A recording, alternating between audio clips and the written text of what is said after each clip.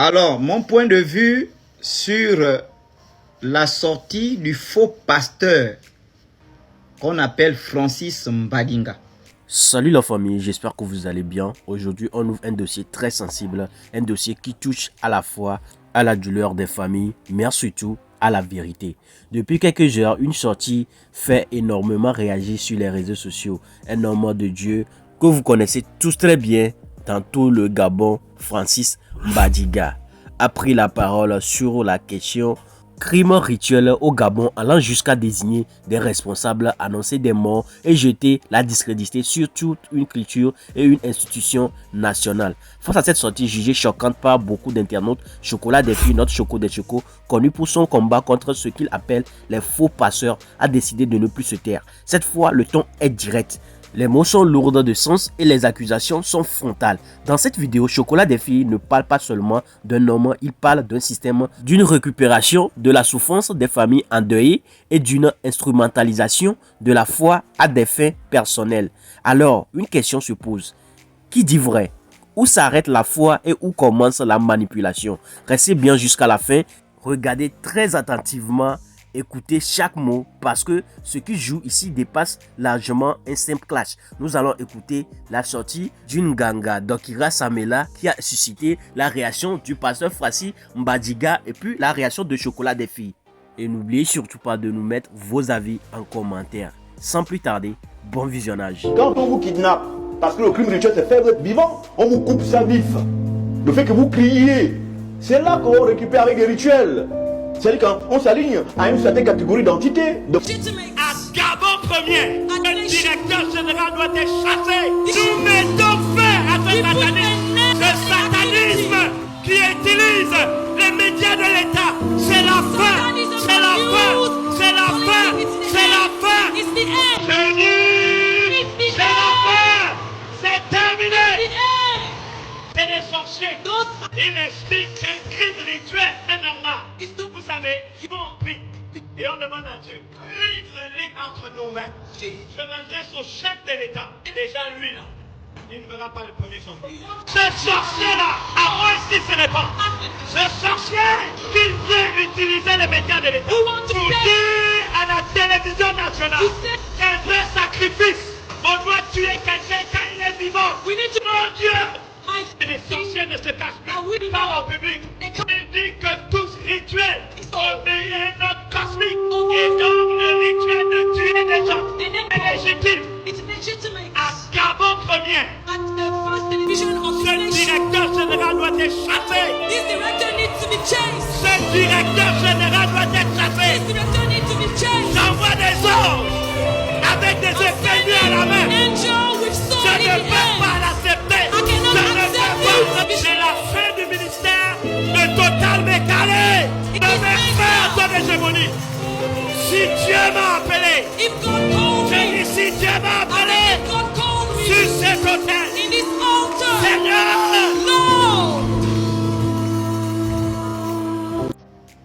Ne vous fâchez pas, hein. Pour moi, les vrais pasteurs, ce sont les bergers qui sont dans les plaines, dans les savanes avec les troupeaux.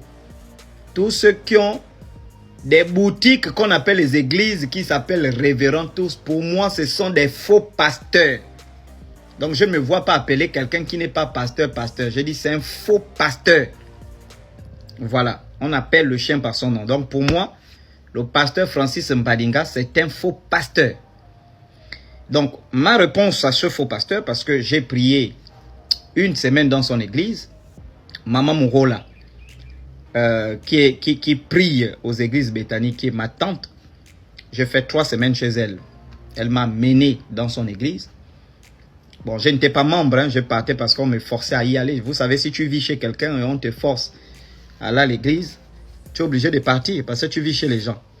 Mais en allant, j'ai découvert que il n'y avait rien de Dieu dans ces églises. Donc, je vais quand même lui donner un droit de réponse par rapport à sa sortie sur la question des crimes rituels. Et il demande la tête du directeur de Gabon Télévision, que le directeur de Gabon Télévision doit être chassé, que Papa Total Bekale doit prendre sa retraite, donc il doit aussi être chassé, c'est la fin de son ministère. Et le Nganga qui a donné, je crois, son point de vue sur la question des crimes rituels, il va mourir avant 2026. S'il ne meurt pas avant 2026, le faux pasteur Mbadinga n'a pas été commissionné par Dieu. C'est ce qui a été dit. Donc, si le faux pasteur Francis Mbadinga me porte plainte, ben, il y a le DG de Gabon Télévision qui va porter plainte également. Il y a Papa Total Bekale qui m'a appelé également, qui m'a dit que je vais porter plainte aussi si tu portes plainte. Donc, Ira aussi a dit qu'il va porter plainte. Donc, il n'y aura pas de plainte dans cette histoire. Et je tranche la question. Pasteur Francis, vous êtes là depuis le temps de Bongo. Grand pasteur envoyé par Dieu parce que vous étiez dans un mouvement là. Hein, après, vous êtes séparés. Voilà, Francis Mbadinga a pris la voie de Béthanie. Les autres ont pris la voie des pentecôtistes. Tout ça là. Donc, vous êtes parti prendre la franc-maçonnerie quelque part. Vous êtes parti là. Et c'est cette franc-maçonnerie que vous avez importée en disant que c'est le réveil au Gabon. Mais vous êtes là depuis Bongo. Vous n'avez jamais interpellé Bongo sur la question des crimes rituels.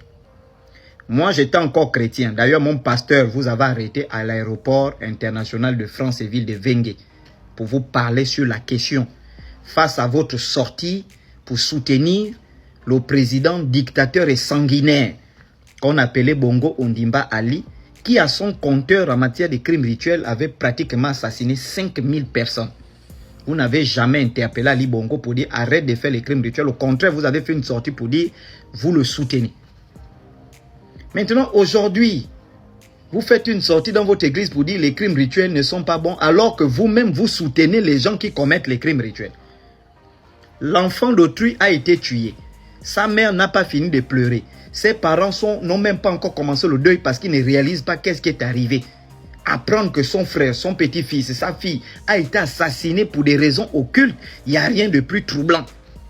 Et pour empirer le sort de cette famille, parce que certains membres de la famille m'ont écrit, ils m'ont envoyé la photo pour dire, regardez un peu la sortie de ce pasteur-là, il ne fait que semer le trouble encore, il ne fait qu'appuyer encore la pointe dans la famille. Certains membres de la famille m'ont écrit. Donc, ils ont perdu leur enfant. Vous faites la récupération. C'est-à-dire pour tenter de sauver votre ministère qui est perdu depuis Kala. Parce que vous avez un don pour parler, pour enseigner, vous avez un don. Mais ce don-là a été perverti et Dieu vous a quitté. Donc, la pauvre famille en train de pleurer, ils m'ont appelé là, certains membres que non, regarde un peu le chocolat, regarde. La pauvre famille en train de pleurer, vous prenez le décès de leur fils pour en faire un sujet de prédication pour tenter de vous crédibiliser devant vos clients. Les clients de Béthanie.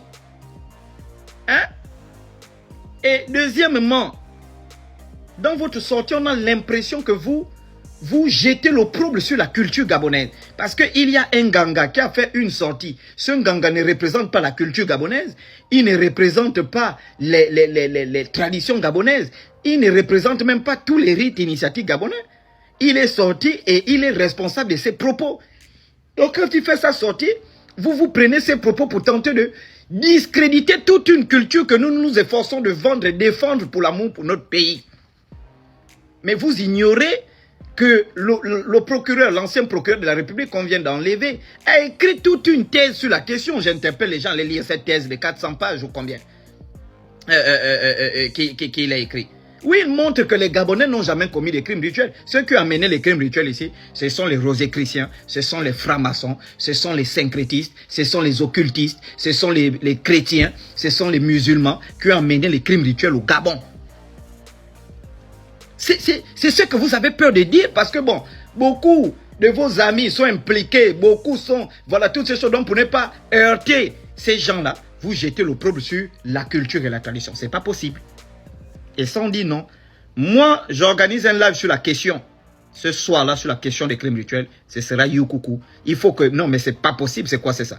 Moi-même, beaucoup de mes tantes, j'ai dit beaucoup de mes tantes, je pas les écoute.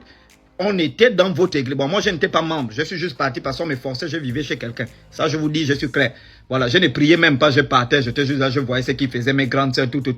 Mais beaucoup ont quitté votre église. Beaucoup ont quitté. Et les témoignages qui en ressortent, mais on ne peut pas les dire ici. Donc, quand vous voyez même le profit des gens qui ont fait la marche là pour dire ils vont marcher pour mettre fin aux crimes rituels. Regardez le profit des pasteurs. Ce sont les pasteurs qui déviergent les filles et qui donnent 2 millions pour que la fille ne parle pas. Ce sont les pasteurs qui volent les terrains des gens. Ce sont les pasteurs qui esclavagisent leurs fidèles, ils envoient en province. Il y a un pasteur, l'on m'a envoyé le dossier, son fidèle est mort. Hein, je ne sais pas, la cirrhose du foie, tout ça. Il n'a rien dit, il s'en fout. Et on le voit en train de faire la bâche. Donc toute une congrégation des bandits qui sont en train de faire diversion alors que eux-mêmes ils connaissent qu'ils commettent les crimes rituels au Gabon, mais ils sont là pour distraire le peuple gabonais. Hein? On aura live. J'ai rasé les poils de tous ces gars. J'écoute des pasteurs dire que les crimes rituels, ce sont les animistes qui sont à l'origine. Parce qu'ils ont peur de citer les francs-maçons, les rosicruciens. Beaucoup de vos pasteurs, ils ont peur. Mais moi, je suis formel. Je vous dis, voici où vient les crimes rituels. Parce que c'est ce livre-là qui a donné naissance à la franc-maçonnerie. Quand les protestants sortent de l'église catholique en 1517 à cause de Martin, tous les protestants qui sortent de l'église catholique deviennent francs-maçons. Et voici l'origine des crimes rituels. D'ailleurs, je vous lis. Juge chapitre 11.